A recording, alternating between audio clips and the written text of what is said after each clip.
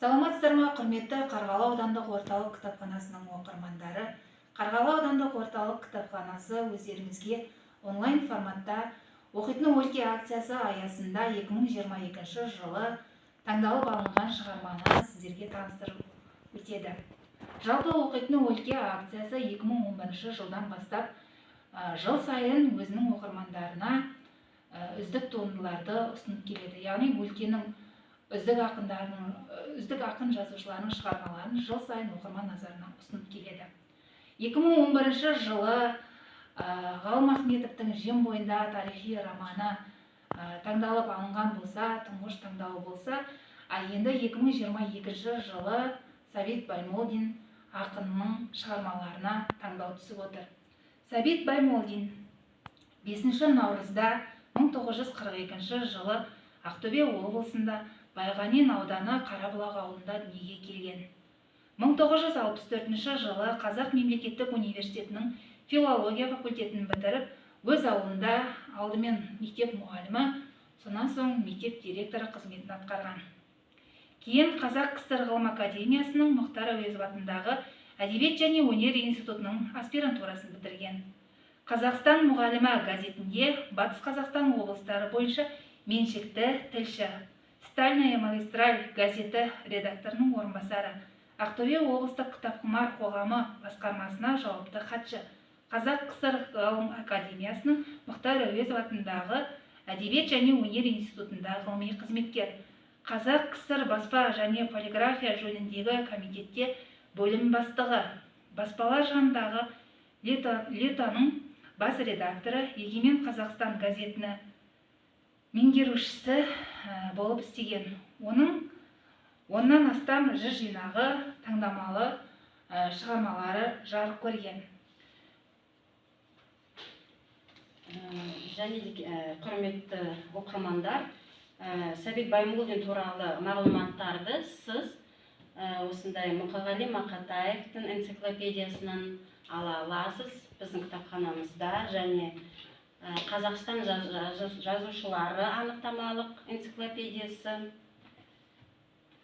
Қазақ әдебиеті энциклопедиясында 111 бетінде, Ақтөбе энциклопедиясында 313 бетінде Сәбит Баймолдин туралы, және Ақтөбе құтты мекен энциклопедиясында 91 бетінде.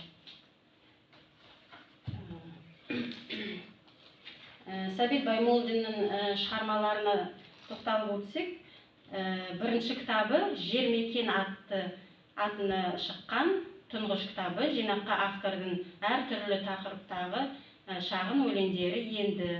Екінші кітабы «Қырда туған» және келесі монолог Сәбит Баймолдиннің үшінші кітабы. Бұл жинаққа дәуір адамгершілік жайлы лирикалық, философиялық поэмалары енді.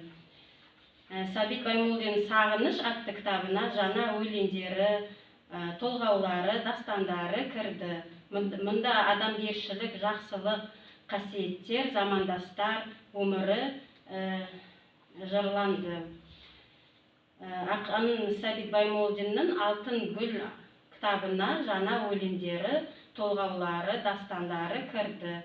Мұнда адамгершілік, жақсылық, қасиеттер, замандастар өмірі жырланады.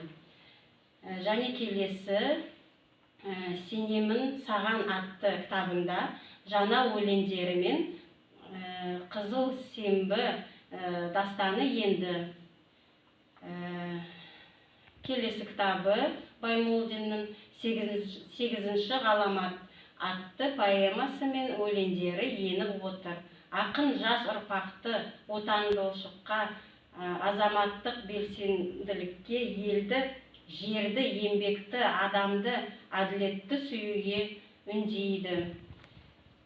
Келесі «Армия семьясы» атты бұл жинағына оның санаулы тақырыпқа жазған өлеңдері мен поэмалар енді.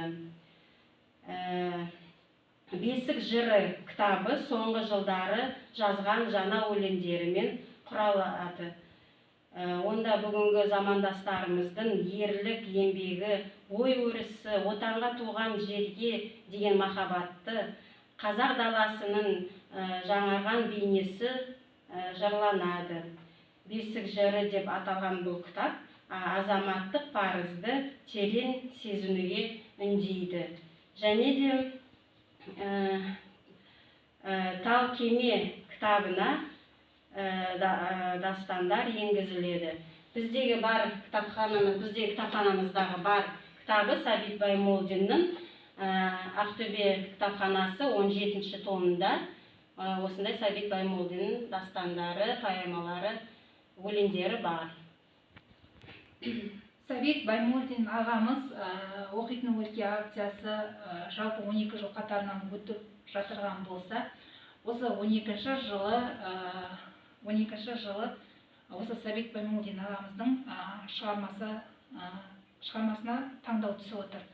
Енді оқырмандардың назарына Сәбит Баймолдин ағамыздың шығармаларынан үзінді оқып берсек, кез келген шығармасын сіздердің назарларыңызға ұсынсақ. Амандасам таңменен. Амандасам таңменен, жалау таңмен, жап-жасыл орман менен, балаусамен. Асқар таумен атамдай жүрелеген, сәбиі бар үйдегі анау шаммен. Амандасам мұхиттармен, телегеймен, бауырына қазір басар кемедей мен. Әлемнің вокзалдармен амандасам, қазақтың жазирасындағы шөмелеймен. Амандасам қаптаған қалалармен, ұйқысын әлі ашпаған балалармен. Поэзия томдармен амандасам, адамзат қолтығына аман келген. Амандасам келе жатқан дауылдарға, көз ілмеген жауынгер бауырларға, ескі таныш жайлауға амандасам, ирек-ирек иті жоқ ауылдарға.